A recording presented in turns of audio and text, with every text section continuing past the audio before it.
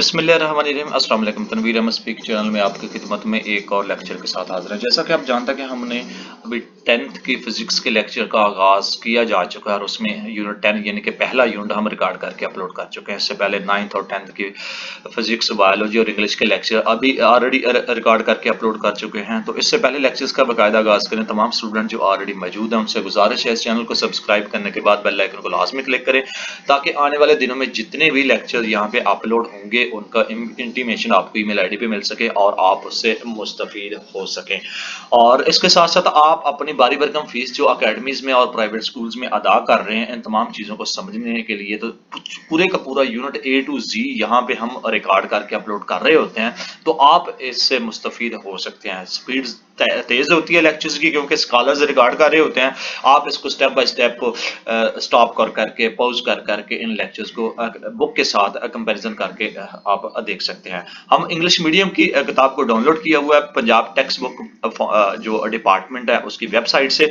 तो आप उर्दू मीडियम और इंग्लिश दोनों के दोनों जो 9th और 10th के स्टूडेंट्स हैं इन लेक्चर्स को लेकर मुस्तफीद हो सकते हैं। तो यूनिट 10 है जिसमें हम साउंड को यानी कि आवाज को डिस्कस करने जा रहे हैं और तलबा इसके जनाब आगे जो आउटकम्स हैं इसकी जो यानी कि बुलेट पॉइंट बने हुए हैं कि आप इस काबिल होंगे, ये तमाम की तमाम चीज़ें आप सीखने के बाद इस यूनिट को पढ़ने के बाद इसको कंप्लीट करने के बाद। इसके अलावा सिर्फ यही पॉइंट नहीं है, मैं चूंकि इनको रीड आउट नहीं कर रहा, 2-3 मिनट आपके बच जाएंगे, आप खुद पढ़ सकते हैं। Science technology and society connection के साथ आपके साथ सोसाइटी के साथ आपका कनेक्टेड होगा, कनेक्शन होगा टेक्नोलॉजी के साथ, आपका साइंस के साथ। जब आप इस काबिल हो जाएंगे आप साउंड को और उसकी जो कुछ चीज़ें हैं बयान कर सकेंगे, सेहत के लिए नुकसानदेह जो चीज़ें हो सकती हैं इसके साथ साथ बयान कर सकेंगे। साउंड की खसूसियात का इल्म सौतियाती और निगहबानी के हवाले से हमारा तफसील करने में किससे मंसूब की जा सकती हैं इसके साथ साथ बयान कर सकेंगे। अल्ट्रासाउंड टेक्निक इसको तिब और सनत के शोबे में किस तरह इस्तेमाल किया जा सकता है।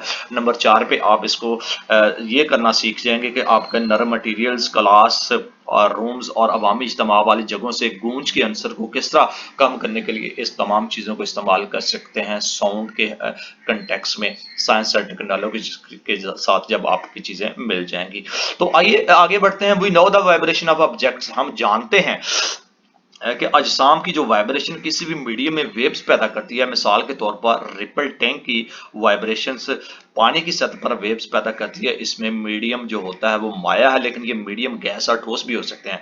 आइए हम एक और किस्म की वेव्स का मुताला करते हैं जो कि हम सुन सकते हैं, यानी कि साउंड्स वेव्स। तो सबसे पहले ये साउंड्स वेव्स का, इसमें के लाइक अदर वेव्स, दूसरी लहरों की तरह, दूसरी वेव्स की तरह साउंड वेव्स भी अपने अंदर वाइब्रेटिंग अजसाम में पैदा होती हैं। अजसाम की वाइब्रेशन की वजह से उनके इर्द गिर्द की भी वाइब्रेशन होती है, जिसकी वजह से हमारे कानों में साउंड का एहसास पैदा होता है। फॉर एग्जाम्पल इन गिटार, हम गिटार में साउंड यानी कि डोरी की वाइब्रेशन की वजह से जो चीज़ें पैदा होती हैं, शक्ल 11.1 में आपको दिखाया गया है, वो हम नीचे जाके देखते हैं। और बस ये वाली सॉरी, थोड़ा सा ऊपर कर लेते हैं। हाँ, ये गिटार की जब हम इसकी डोरी को हम हिलाते हैं या उसको मूवमेंट देते हैं और हमारे कानों में जो है ना इसका वोकल्स कॉर्ड्स की वाइब्रेशन का नतीजा है जो हमें कानों की सुनाई देता है। इंसानी जिस्म का अहम जुज जो दिल और दूसरे ऑर्गन्स जैसा कि फेफड़ों की वाइब्रेशन भी साउंड पैदा करते हैं, जिनकी आवाज़ को सुनने के लिए डॉक्टर हजरात एक आला इस्तेमाल करते हैं जिसे स्टेथोस्कोप भी हम कहते हैं। तो जिस तरह ये यहाँ पे दिया जाता है, तो ये भी आपकी साउंड वेव्स ही हैं जिसकी वजह से आपको पता चलता है कि आप क्या चीज़ें वहाँ पे ढूंढ रहे हैं और उनकी जो रफ्तार है, उनकी जो आवाज़ है, उनकी जो धड़कने की चीज़ें हैं, खा आप उनकी धड़कने देख रहे हैं, खा आप कोई भी चीज़ स्टेथोस्कोप के थ्रू देख सकते हैं, तो ये भी साउंड वेव्स में आता है। नेक्स्ट है आपका जब आपकी sound wave produce by vibrating body, sound vibrating body जिस्म से जब पैदा करती है, तो एक्टिविटी भी 1 है, आपकी सरगर्मी पहल है। तो इसमें क्या होता है कि हम स्कूल की एक लेबॉर्ट्री में पड़े हुए ट्यूनिंग फोक से एक मखसूस किस्म की साउंड पैदा करने की कोशिश करते हैं। अगर हम ट्यूनिंग फोक को एक रबड़ पैड पर आसानी से मारे तो ये वाइब्रेट करना शुरू कर देगा, जैसा कि शक्ल 11.2 में दिखाया गया ये वाला। और हम एक धागे के साथ बांधी गई प्लास्टिक बाल के साथ ट्यूनिंग फोक की एक शाख आसानी से टच करके भी ट्यूनिंग फोक की वाइब्रेशन को सुन सकते हैं, शक्ल 11.3 में दिखाया गया है। और शक्ल 11.3 नीचे आप देखते हैं, यस ये राइट साइड पे आपके इमेज जो बना हुआ है, तो हम इसको आप देख सकते हैं। तो इसको एक्सप्लेन यूं किया जा सकता है कि आप अगर हम प्लास्टिक बॉल को ट्यूनिंग फोर्क की एक शाख के साथ आहिस्तगी से टच करेंगे, तो वो ट्यूनिंग फोर्क अब प्लास्टिक बॉल को अपनी वाइब्रेशन की वजह से परे धकेल देगा, यानी कि उसको पुश कर देगा। और इसी तरह अगर हम वाइब्रेटिंग फोर्क की एक शाख को पानी से भर के गिलास में डुबेंगे, तो पानी के जो स्प्लैशेज हैं, यानी कि छींटे हैं, उड़ते हुए नजर आएंगे। शक्ल 11.4 में पानी के छींटे किस वजह से उड़ते हैं वो आपको दिखाया गया है, ये वाला 11.4 है। और इसमें क्या होता है कि आप इसके सरगम से आप ये नतीजा अक्स कर सकते हैं, साउंड अजसाम के वाइब्रेटिंग करने से पैदा होते हैं। नेक्स्ट आपकी sound requires material medium for its propagations, यानी कि साउंड की अशायत के लिए जो मटेरियल मीडियम की जरूरत होती है, उसमें हम 11.2 जो आपकी एक्टिविटी है उसमें डिफाइन करते हैं। वो कैसे होता है, वो इस तरह होता है कि आप इस सरगर्मी में हम मुशाहदा करेंगे साउंड वेव्स के अशायत के लिए मटेरियल मीडियम की ज़रूरत होती है। हम ये पढ़ चुके हैं कि रोशन की वेव्स जो इलेक्ट्रोमैग्नेटिक नोयत रखती हैं किसी भी मीडियम से गुजर सकती हैं, चाहे वो वैक्यूम ही क्यों ना हो, जबकि साउंड वेव्स की अशायत के लिए किसी मटेरियल मीडियम की ज़रूरत होता है। 11.5 में ये आपको दिखाया गया है। तो इस शक्ल को जब एक बेल यानी कि जार के एक सादा तजर्बा से साबित करने की कोशिश करते हैं, जैसा कि यहाँ पे आपको दिखाया गया है, तो इसको हम यूं ये वाली चीजें एक्सप्लेन कर रहे हैं कि बेल जार को वैक्यूम पंप के प्लेटफॉर्म पर रखा गया। एक इलेक्ट्रिक बेल को दो तारों की मदद से बेल जार के अंदर लटका दें, इन तारों को एक बैटरी से जोड़ दें, घंटी बजना शुरू हो जाएगी, जिसको आसानी से आप सुन सकते हैं। अब जार की हवा वैक्यूम पंप की मदद से खारिज कर दें, आप देखेंगे कि घंटी की साउंड मदद होना शुरू हो जाएगी और आखिरकार इतनी कम हो जाएगी कि सुनाई नहीं देगी। हालांकि बाहर से देखने पर अंदर घंटी बजती नजर आएगी। अगर हम जार में हवा दोबारा दाखिल कर दें तो घंटी की साउंड दोबारा सुनाई देने लगेगी। इस तजर्बा से हम ये नतीजा अख्ज़ कर सकते हैं कि साउंड की अशायत के लिए किसी मटेरियल मीडियम की मौजूदगी बहुत ज़रूरी होती है, यानी कि portable presence of the air medium बहुत ज़रूरी होती है। नेक्स्ट आपका longitudinal nature of sound waves, यानी कि साउंड वेव्स की लॉन्गिट्यूडल नोयत क्या होती है। इसमें हम जब वाइब्रेटिंग ट्यूनिंग फोर्क की मदद से साउंड वेव्स को प्रोपगेशन साउंड वेव्स को पैदा करने की कोशिश करते हैं या समझने की कोशिश करते हैं, जैसा कि 11.6 में जो आपको शक्ल है वो दिखाएगी। 11.6 से हम नीचे जाके देखते हैं, ये पता चलता है कि ट्यूनिंग फोर्क की वाइब्रेशन से पहले दाएं जानब हवा के मॉलिक्यूल्स की डेंसिटी यूनिफॉर्म होती है। 11.6 भी नीचे है और उसमें आपको दिखाया गया, फिर 6B में भी आपको दिखाया गया।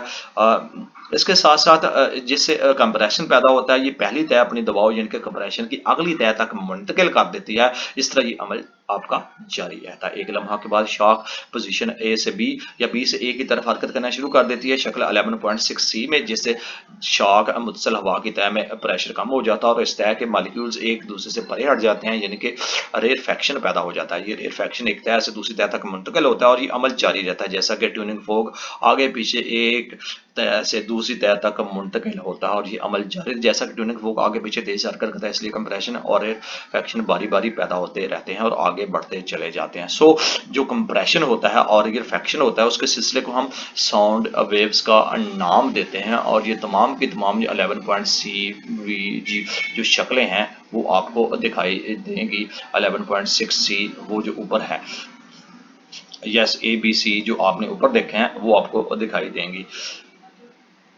ये ABC, यस ये वाली चीज़ें। और इसके साथ साथ ये 11.6 है और ये सारी की सारी चीज़ों को हम एक्सप्लेन कर रहे हैं। इसके साथ साथ जब 11.6 की जो शक्ल है वो आपको पता चलता है कि हवा के मॉलिक्यूल्स मोशन की सिमत वेव्स की सिमत के आपके पैरेलल होती है, यानी कि एक ही लाइन में इस तरह जो है ना इसकी मूवमेंट हो रही होती है और जिसमें अब हवा के मॉलिक्यूल्स के मोशन की सिमत वेव्स की सिमत के पैरेलल होती है, यानी कि ऑस्किलेटिंग एयर मॉलिक्यूल्स। और इसके लिए साउंड वेव्स लॉन्गिट्यूडल वेव्स कहलाती है। ये वो मुसलसल कंप्रेशन या रेफेक्शन के दरमियानी फासला को वेव्स लेंथ का नाम दिया जाता है। तो इस तरह ये आपकी जो है ना साउंड वेव्स की लॉन्गिट्यूडल जो नेचर है वो साबित होती है। नेक्स्ट आपका करैक्टरिस्टिक्स ऑफ साउंड, यानी कि साउंड की खसूसियात क्या होती हैं, इसमें देखते हैं। मुख्तलिफ अजसाम से पैदा होने वाली साउंड्स उनकी मुख्तलिफ खसूसियात की बिना पर फ़र्क किया जाता है, जैसा कि नीचे बयान किया गया है।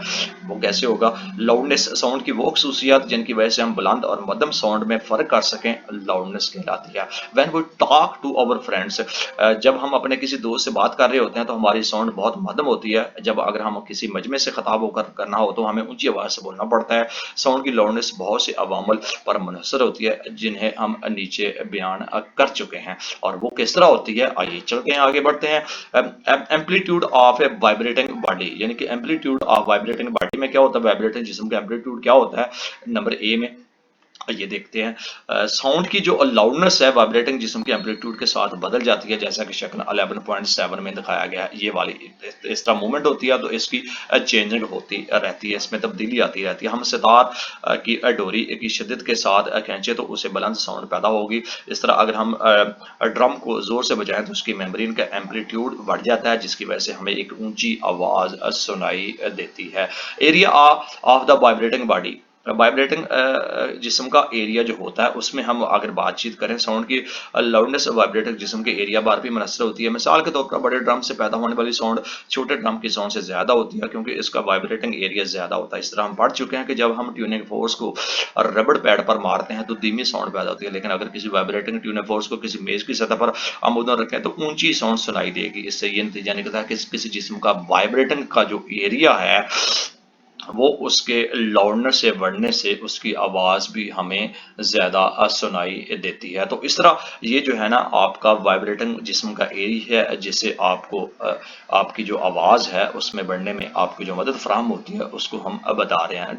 नेक्स्ट है distance from the vibrating body, vibrating का जिस्म से जो फासला होता है, जब आपकी लाउडनेस वाइब्रेटिंग जिस्म से पैदा होने वाले जिस्म के फासला पर भी डिपेंड करती है। उसकी वजह यह है कि फासले के बढ़ने से एम्पलीट्यूड कम हो जाता है और लाउडनेस सुनने वाले शख्स के कान की सेहत पर भी मुनहसर होती है। जो साउंड किसी अच्छी समात रखने वाले शख्स को ऊंची सुनाई देती है वही किसी खराब समात रखने वाले शख्स को मध्यम सुनाई देती है। ताहम साउंड की एक ऐसी खसूसियत है जो सुनने वाले कान की हसासियत पर मुनहसर नहीं होती, उसे साउंड की इंटेंसिटी का नाम दिया जाता है।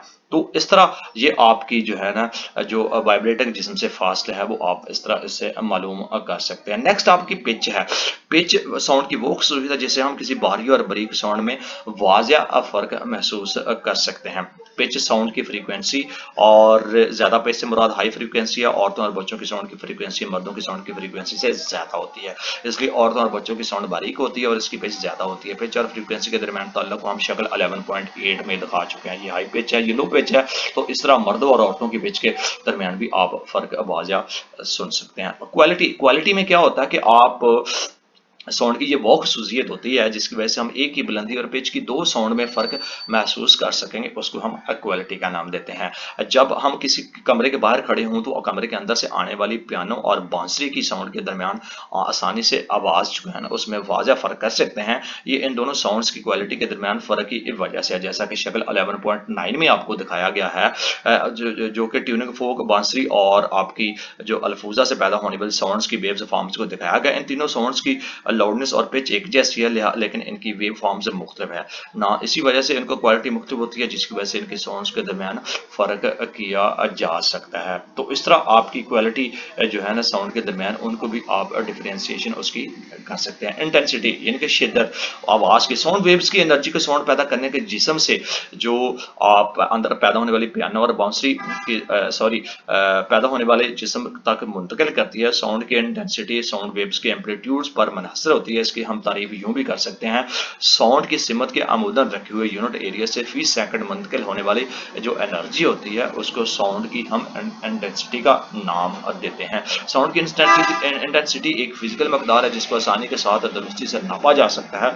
साउंड की इंटेंसिटी का यूनिट वाट फी मरबा मीटर है। तो इस तरह हम इसकी साउंड की इंटेंसिटी को हम माप कर अपनी जो चीज़ें हासिल करते हैं। साउंड इंटेंसिटी जो लेवल होता है यानी कि साउंड की इंटेंसिटी का जो लेवल होता है उसको किस तरह हम देख सकते हैं। इंसानी कान जो होता है 1.0 जो आपका WM यानी कि मीटर पर सेकंड के लिहाज से आपकी डेंसिटी से लेकर 1.0 की तक की डेंसिटी की साउंड तक सुन सकता है, मगर 1.0 जो की डेंसिटी की साउंड कान के लिए तकलीफ दे हो सकती है। काबिल समात और मध्यम साउंड की जो इंटेंसिटी होती है 1.0 माइनस डेवलप की डेंसिटी होती है जिसको हम रेफरेंस इंटेंसिटी के तौर पर लिया जाता है और इसे जीरो बेल कहते हैं। इसका नाम साइंसदान अलेक्जेंडर ग्राहम बेल से मंसूब किया जा चुका है, क्योंकि उन्होंने अपने तजर्बा से ये साबित किया कि साउंड की लाउडनेस से सिर्फ साउंड की इंटेंसिटी पर मुनहसर नहीं होती, बल्कि इंसानी कान की सेहत या हालत पर भी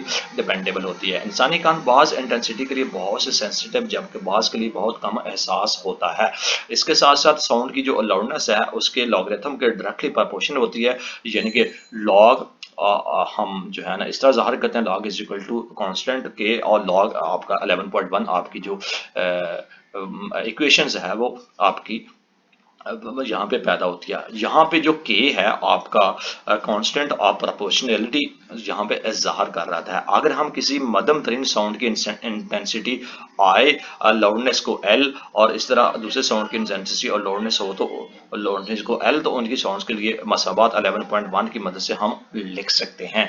ये वाली चीज़ें आपके सामने जो लिखी गई हैं, तो ये आपकी मसाबात यहाँ पे मार्ज़ वजूद में आती है। और इसके साथ साथ जो एल इज इक्वल टू के लॉन्ग एल आई जो है ना यहाँ पे जो ज़ाहिर किया गया है, इसमें क्या होगा कि अब मसाबात 11.1 से मसाबात 11.2 को तफरीक करने से दोनों साउंड के, यानी कि दोनों आवाज़ों के लाउडनेस के फ़र्क एल माइनस आई को जो साउंड लेवल से अगर आप निकालते हैं तो ये साउंड का इंटेंसिटी लेवल इसको हम कह सकते हैं। और ये आपको इस तरह जो आपको मार्ज़े वजूद में आएगी और इस तरह आपको ये दिखाई देगी। तो ये के की जो कीमत का इन्हिसार आई और एल के यूनिट पर नहीं होता, बल्कि इसका इन्हिसार साउंड के लेवल पर भी होता है। अगर हम किसी नामालूम साउंड की डेंसिटी, मध्यम तरीन साउंड की डेंसिटी पर 10 से ज़्यादा, यानी कि 10 गुना ज़्यादा हो, तो इसको आप इज इक्वल टू आप आई इज इक्वल टू 10 जो है ना आप उसका जो इसका साउंड का लेवल है एक यूनिट तक माना जा सकता है, जिसे हम बेल भी कहते हैं। लिहाजा के जो कीमत होगी उसको एक होगी, इसलिए के की कीमत मसाबात 11.3 में दर्ज करने से जो साउंड का इंटेंसिटी लेवल है वो आपका इस तरह आपको दिखाई देगा।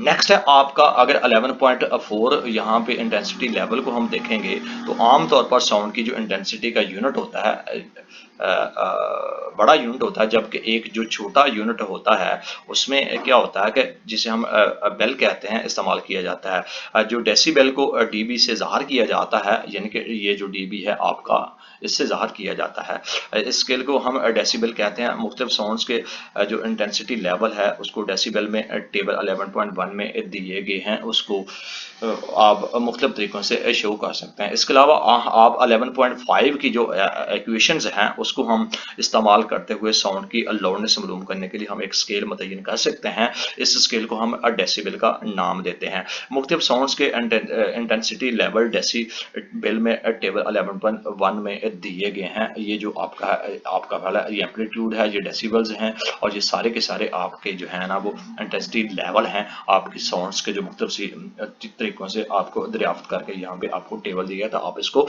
लर्न और मेमोराइज कर सकते हैं। आपकी एग्जाम्पल है मुख्तलिफ साउंड्स का इंटेंसिटी लेवल निकाले, जैसा कि आपकी जो काबिल समात है इंटेंसिटी लेवल ऑफ जो फ्रेंटिट्यूड ऑडिबल साउंड है उसको हम कैलकुलेट कर सकते हैं, जिसमें सब्सटीट्यूटिंग हो सकती है। मसबात 11.5 में आपका जो आय है is equal to I naught is equal to 10 minus W, जो इसकी वैल्यूएशन दी गई 11.5 में, तो इसलिए इसका इंटेंसिटी लेवल जो होता है आपका जो काबिल स्मार्ट साउंड का लेवल है, इसको हम वैल्यूज़ को आपको पुट करेंगे तो आपका यहाँ पे जो आपका शो कर रहा होगा, जिसमें पत्तों की ससराहट के साउंड के लिए जो इसका इंटेंसिटी लेवल है, यानी कि I is equal to 1.0 minus 11 यहाँ पे शो किया गया। तो पत्तों की ससराहट के साउंड का लेवल आपका 10 dB, यानी कि डेंसिटी लेवल आपका शो होगा। वैल्यूज़ को पुट करेंगे, फार्मूला को अप्लाई करेंगे, तो आपका ये आपका 10 dB यहाँ पे जो intensity level of rustling of leaves, यानी कि पत्तों के ससराहट की आपकी ये चीज़ें आपको सामने होगी। यहाँ पे आगे रिफ्लेक्शन ऑफ अ साउंड यहाँ पे है, इसको हम देखते हैं। जब हम किसी ऊंची इमारत या किसी पहाड़ की रिफ्लेक्टिंग सतह के करीब ताली बजाते हैं या ऊंची साउंड में चलाते हैं, तो थोड़ी देर बाद हमें वही साउंड दोबारा सुनाई देता है। ऐसा क्यों होता है? ये एक साउंड जो हम थोड़ी देर बाद सुनने में उसे इको, यानी कि गूंज कहते हैं, उसकी वजह पहाड़ या ऊंची इमारत की सतह से साउंड की रिफ्लेक्शन आपकी कहलाती है। When sound is incident on the surface, जब किसी साउंड की सतह पर वो चीज़ें पड़ती हैं जो पहले मीडियम की तरफ वापस लौट आती हैं। इस अमल को हम साउंड की गूंज या रिफ्लेक्शन का नाम देते हैं। मुशाहदा से यानी कि the sensation of sound persist in the brain for would, ये साबित हुआ है कि हमारे दिमाग में साउंड का जो एहसास है 0.1 सेकंड तक रहता है और इसके बाद गूंज सुनाई देगी। इस तरह साउंड के पैदा होने से किसी भी सतह से रिफ्लेक्ट होकर वापस आने तक का फासला आपका जो है ना 340 metre per second multiply 0.1 second करेंगे तो 34 मीटर का होगा, यानी कि 34 मिली सेकंड का होगा। 30 मिली सेकंड का होगा कि आपकी जो आवाज़ है वो कानों तक जो सुनाई देती है। लिहाजा गूंज को वाज़ह तौर पर अगर हम देखेंगे फॉर हियरिंग डिस्टिंक्ट इकोज, तो उसमें क्या होगा कि साउंड के मंबा से कम फासला इस फासले से आधा यानी कि आपका 17 मीटर होगा, यानी कि 17 मिली सेकंड होगा। तो इस तरह आपका जो कम से कम फासला उसका आधा यानी कि 17 मीटर होगा। गूंज को मल्टीपल रिफ्लेक्शन की वजह से एक से एक ज़्यादा आप सुन सकते हैं। तो इसी की अगर हम एक्टिविटी करें यानी कि कोई एक्सपेरिमेंट करें तो उसमें क्या होगा। 11.3 में आपको एक्टिविटी दी गई है। मुनासिब लंबाई के एक जैसे प्लास्टिक के पाइप लें जैसा कि शक्ल 11.10 में दिया गया। नीचे हम देखते हैं वो शक्ल और उसमें क्या होगा कि हम चार्ट पेपर की मदद से ये पाइप बना सकते हैं जो कि पाइप को दीवार के साथ के करीब ज़्यादातर मेज देंगे। नंबर 2, आप पाइप के खुले हिस्से के आकर में एक क्लार्क रख देंगे और उसकी आवाज़ को दूसरे पाइप से सुनने की कोशिश करेंगे। नंबर आपका 3 जो है उसमें क्या होगा कि पाइप को पोजीशन को इस तरह एडजस्ट करेंगे कि आप क्लार्क की साउंड सुन सकें। नंबर 4, आपका जो आप एंगल ऑफ जो इंसिडेंट और एंगल ऑफ रिफ्लेक्शन की पैमाइश करें और उनके दरमियान पाए जाने वाले ताल्लुकात का मुशाहदा करेंगे।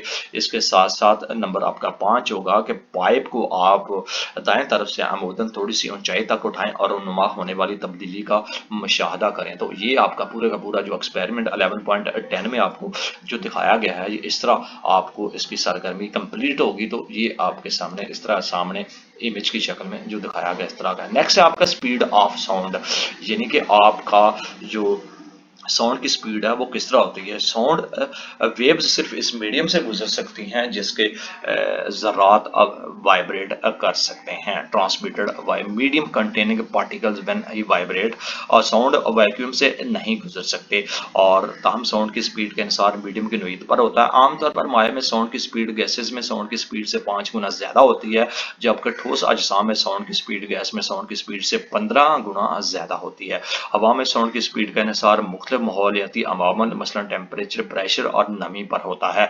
इस तरह the speed of sound in air 343 metre per second, यानी कि हवा में साउंड की speed room temperature 21 degree centigrade और आई एटमॉस्फेयर प्रेशर पर 343 मीटर पर सेकंड इसकी जो स्पीड है वो होती है। ये स्पीड जो टेम्परेचर और नमी के साथ आपकी जो चेंज होती रहती है, आपकी बदलती रहती है, जिसमें ठोस और माया की जो स्पीड है हवा में साउंड की स्पीड की निस्बत ज़्यादा होती है। मतलब आपकी जो मसावाद यहाँ पे आपको दिखाई गई है, यानी कि वेलोसिटी, इसकी फ्रीक्वेंसी और आपकी वेव्स, ये जो अलामत है 11.6 आपकी ये जो चीज़ है मसावात आपको यहाँ पे मासे वजूद में आती है, जिसमें वी को स्पीड, एफ को फ्रीक्वेंसी और वेव्स को यानी कि साउंड की वेव्स लेंथ कहा जा रहा है। ये जो अलामत है वेव्स लेंथ की इसको है। एग्जाम्पल को हम देखते हैं, साउंड वेव्स की फ्रीक्वेंसी मालूम करनी है आपने, जबकि साउंड की स्पीड 340 मीटर पर सेकंड और waves length 0.5 metre per second है। तो आपने ये फार्मूला अप्लाई करना है और वैल्यूज जो यहाँ पे दोनों की दोनों तीनों की जो गिवन स्पीड आप है 340 मीटर पर,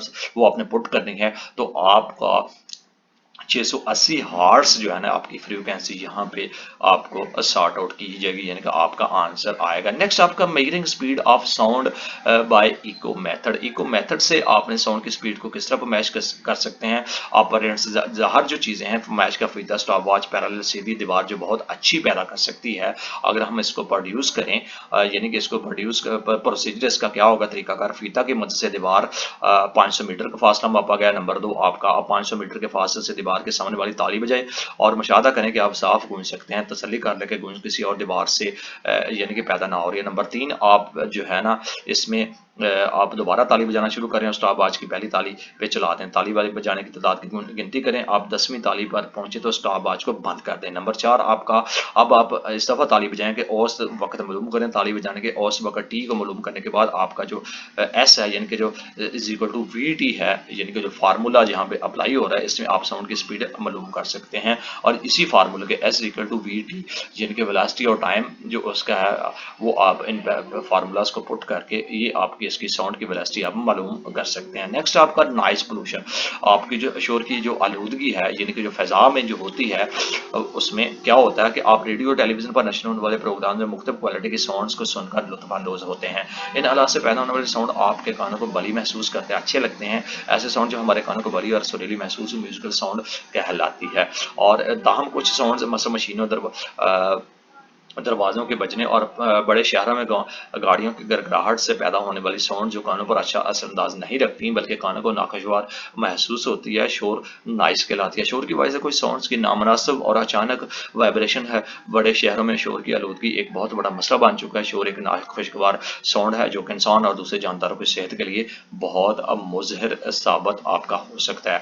लिहाजा जो noise pollution has become a major issue of concern एक बिग सिटीज़, बड़े शहरों में उसके नकल और हरकत के दरमियान एक बहुत बड़ा इशू है। मिसाल के तौर पर सनती इलाकों में बड़ी मशीनों का जो शोर होता है उसमें क्या होता है कि आप गाड़ियों को बुलंद हॉर्न और मोटर्स वगैरह अलार्म वगैरह शोर के इंसानी सेहत पर मनफी असर पड़ते हैं क्योंकि ये खुश नागवार हालात का बायस बन सकता है। ये तमाम की तमाम चीज़ें जैसा कि समायत का खो जाना, नींद का ना आना, हाइपरटेंशन, हाई ब्लड प्रेशर वगैरह चीज़ें इसमें शामिल है। शोर मुवासला और इंतबा करने वाले अशारों के साथ साथ मुदाखल करने के हादसा का बायस भी बन सकता है। शोर का बेजर लेवल जो अवामल पर डिपेंडेबल है, जैसा कि शोर का हजम और शोर से मुतासर होने का दौरानी है।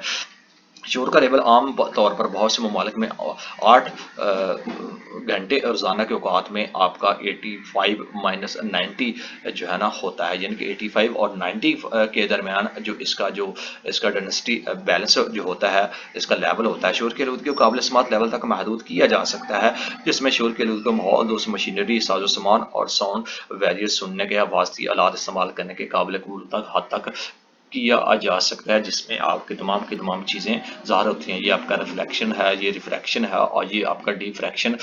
ये साउंड की वेव्स की जो सिंबल्स हैं यहाँ पे दिखाए गए हैं। एक्टिविटी है और इस एक्टिविटी में क्या चीज़ें होती हैं ये आपके सामने है कि आपने एक मनसूबा तरतीब दें जो आपके काम करने वाली जगह पर शोर से पैदा होने वाली मुश्किलात की मददगार चीज़ों को मद्देनजर रखते हुए मदद फराहम करें। नंबर 1, आपने मसाइल पैदा करने में मसाइल के ज़राए पैदा करने हैं, कौन लोग मुतासर हो सकते हैं मसाइल के हल के लिए, आपकी क्या आ रहा है उस तजर्बे को आप निकाल के आप उसकी जो फाइंडिंग्स हैं वो आप बता सकते हैं। इंपॉर्टेंस ऑफ ऑस्टेकस यानी कि सौती नगीबानी की जो अहमियत है उसको हम किस तरह बयान कर सकते हैं। अगर हम देखें तो ये जो तकनीक है नाखुशबार साउंड को मुलायम और मसाम सतह से जज़ब करने के साथ इस्तेमाल वाली तरकीब या इस्तेमाल को सौती निगरानी आप कह सकते हैं। ठोस या हमवार जो चीज़ें होती हैं उससे आप साउंड की रिफ्लेक्शन नुमाया और ज़्यादातर होती है, जब किसी लचकदार चीज़ें या नाहमवार सतह पर ये तमाम की चीज़ें कम होती हैं। लचकदार और मसामदार एशिया जैसा कि पर्दे और कालीन साउंड की एनर्जी को जज़ब कर लेते हैं, लिहाजा वो गूंज को ख़त्म करते हैं जिससे शोर में कमी वाक़ होती है। इस तरह शोर ज़्यादा इलाकों में ऐसी चीज़ों के इस्तेमाल से हम शोर की आलूदगी में कमी कर सकते हैं। और ये जो इसलिए कि अगर हम कमरा जमात या अवामी बहाल की सतह को बहुत ज़्यादा जाज़ब कर दिया जाए तो सामीन के लिए शोर का लेवल बहुत कम होगा। बाज़ औक़ात जब साउंड कमरे की दीवारों, छत और फर्श की एक हाई ज़्यादा फ्लेयरिंग की सतह से रिफ्लेक्ट होती है तो साउंड में बहुत ज़्यादा बगाड़ पैदा होता है। ये आपकी मल्टीपल जो आपके रिफ्लेक्शंस है उससे ये चीज़ें यानी कि रिवर्सेशन वाज़गश उसको हम कहते हैं। इसलिए हमें इसे जो लेक्चर हॉल, ऑडिटोरियम या थिएटर यानी कि तमसील घर इस तरह बनाए जाते हैं जिसमें गूंज और अमल इंतज़ाम के दरमियान ख़ास तनासब रहे। अगर हम स्टेज के पीछे एक रिफ्लेक्टिंग सतह रखते हैं तो ये सामीन तक साउंड पहुंचाने के लिए फ़ायदेमंद साबित होगा, जबकि आमतौर पर लेक्चर हॉल, कॉन्फ्रेंस हॉल और थिएटर्स बाज़ की छतें आपकी कॉब्स यानी कि खमीदा सतह पर होती हैं जिससे साउंड की रिफ्लेक्शन होने के बाद हॉल के तमाम कोनों तक पहुंचती हैं, जैसा कि शक्ल 11.11 में आपको दिखाया गया है। इससे क्या होता है कि बाज़ औक़ात कमीदा यानी कि आपकी जो रिवर्बरेशन की जो चीज़ें होती हैं साउंड बोर्ड स्टेज के पीछे रख देते हैं जिससे रिफ्लेक्शन के बाद साउंड यकसन तौर पर हर तरफ फैल जाती है, जैसा कि शक्ल 11.12 में दिखाया है। ये 11.11 और ये 11.12 ये दोनों की दोनों आपकी यहाँ पे चीज़ें आपकी सारा अंजाम होती हैं। तो इस तरह आप जो है ना इसके साउंड सिस्टम को आपका रिफ्लेक्ट कर सकते हैं जो कि आपके कानों को अच्छी लग सकती है और इससे आप अपने जो अच्छी चीज़ें आपकी बन सकती है। इसको हम यूँ भी डिफ़ाइन कर सकते हैं। नेक्स्ट है आपका अल्ट्रासाउंड। अल्ट्रासाउंड को हम अगर देखेंगे तो अल्ट्रासाउंड में क्या होगा कि जो आपकी ऑडिबल फ्रीक्वेंसी होती है, सॉरी अल्ट्रासाउंड में ऐसी साउंड जिनकी फ्रीक्वेंसी 20,000 से ज़्यादा हो एक सेहतमंद इंसानी कान के लिए, हार्ट्स वगैरह ना काबिल समात हो, अल्ट्रासाउंड या अल्ट्रासाउंड कहलाती है। आई रिपीट अगेन, अल्ट्रासाउंड जिनकी फ्रीक्वेंसी 20,000 हार्ट से ज़्यादा हो एक सेहतमंद इंसान के लिए काबिल समात हो सकती है, इसको अल्ट्रासाउंड वेव्स का नाम दिया जाता है। यूजेस ऑफ अल्ट्रासाउंड, इसमें क्या होता है कि आप काबिल समात जो साउंड की बनस्बत अल्ट्रासाउंड की जो एनर्जी और फ्रीक्वेंसी बहुत ज़्यादा होती है। मजीद बरा इसको हम B = F वेव्स का जो आपका ये फार्मूला है इससे हम ज़ाहिर करते हैं, जिसको अल्ट्रासाउंड की वेव्स लेंथ इस सब के लिए इस्तेमाल किया जाता है। और ये बहुत छोटे अजसाम का पता लगाने के लिए मुफीद फार्मूला है जिससे आप इसका इस्तेमाल कर सकते हैं। और इसके साथ साथ आप तिबी और सनती शोबों में इलेक्ट्रॉनिक्स से बहुत मुफीद काम लिया जा रहा है। मुख्तलिफ बीमारियों की तशखीस के लिए इलेक्ट्रॉनिक्स इंसानी जिस्म के ट्रांसमीटर के जरिए दाखिल की जाती हैं। ये मुख्तलिफ अज़ा वाक़तों, रसोली या नासूब वगैरह से टकरा कर वापस लौटती हैं। इन रिफ्लेक्टिव इलेक्ट्रॉनिक्स वेव्स को हम एम्पलीफाई करके हम मॉनिटर की स्क्रीन पर जिस्म के अंदरूनी अज़ा का अक्स हासिल किया जा सकता है, जैसा कि शक्ल 11.3 से जैसे अज़ा में पैदा होने वाले नकाइस का मुशाहिदा किया जा रहा है। तो इस तरह आप इनको देख सकते हैं। इसके साथ साथ जो पावरफुल अल्ट्रासाउंड है, जो ज़्यादा ताकतवर होती हैं, अल्ट्रासाउंड इस्तेमाल करने के में जमे हुए खून के लौथड़ों का उससे इलाज भी किया जा सकता है। नंबर 2 अल्ट्रासाउंड से थायराइड ग्लैंड्स की तस्वीर के लिए उनका इलाज किया जा सकता है। नंबर 3 पे आप अल्ट्रासाउंड की मदद से समंदर की गहराई या समंदर की तह में पाई जाने वाली एशिया का पता लगा सकते हैं।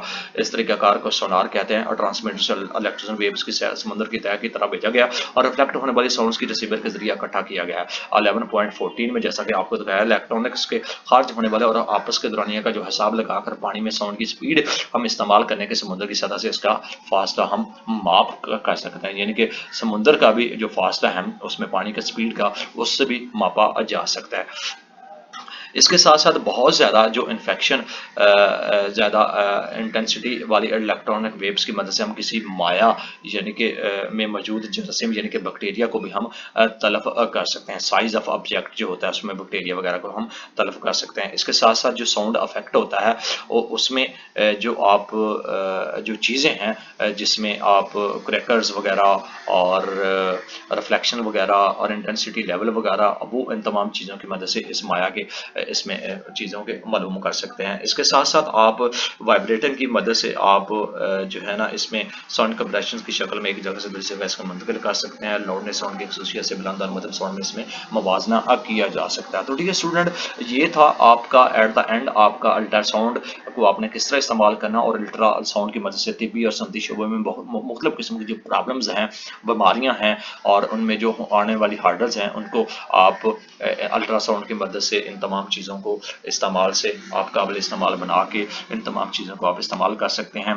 जैसे कि सोनार वगैरह भी वो इन तमाम चीज़ों को रिफ्लेक्ट करके रिफ्लेक्टिव वेव्स की मदद से पुर्जों से किनारों से रिफ्लेक्ट करने की वेव्स को इस्तेमाल कर सकते हैं। अल्ट्रासाउंड सोने की वेव्स की वजह से माया में मौजूद जरासीम यानी कि बैक्टीरिया को आप तलफ कर सकते हैं। तो इस तरह की चीज़ें आप बीमारियों को तलफ कर सकते हैं अल्ट्रासाउंड की मदद से। और इंडस्ट्रियल सिस्टम में भी इन तमाम चीज़ों को इस्तेमाल करके आप जो प्रॉब्लम है रिजॉल्व कर सकते हैं। ये आपकी समरी है और ये समरी आपकी वही की वही है। आपके सामने जो पूरे का पूरे चैप्टर को हम through out A to Z हम डिस्कस कर चुके हैं। इसमें एक ही चीज़ को हमने नहीं छोड़ा, जो आपको फार्मूलेज आपको दिखाए गए हैं वो आप उन तमाम चीज़ों को सॉर्ट आउट करके और लर्न करके मेमोराइज कर सकते हैं। और प्रॉब्लम्स जो भी आपको होंगी उनको पुट करके उन वैल्यूज़ को आप उन प्रॉब्लम को सॉल्व कर सकते हैं। मल्टीपल चॉइस क्वेश्चंस हैं, इसी से रिलेटेड हैं। जब आप इसको प्रॉपर्ली सुन लेंगे, रीड आउट कर लेंगे, कंसेप्ट आपके क्लियर कर सकते हैं, तो आप इनको भी आप रिजॉल्व करने के आप काबिल होंगे। इसके अलावा आने वाले दिनों में हम जो है ना आपको यहाँ पे हर चैप्टर्स का जो गेस्ट पेपर भी आपको प्रोवाइड करेंगे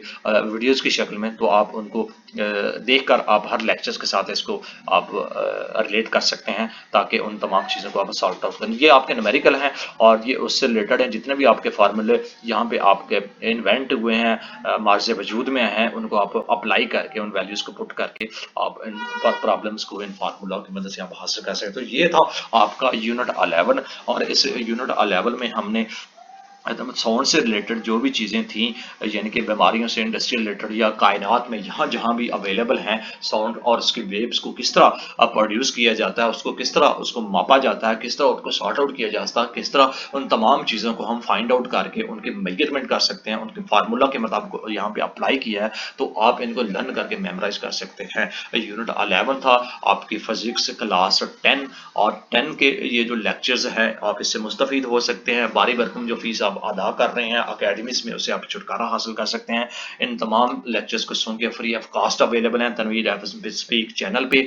इसको आप सब्सक्राइब करें, बेल आइकन को लाजमी क्लिक करें, ताकि आने वाले दिनों में जितने भी लेक्चर्स होंगे उससे आप मुस्तफ़ीद होकर इन तमाम चीज़ों से आप जो है ना लर्न करके मेमोराइज करके अपने नॉलेज को इन्हेंस कर सकते हैं।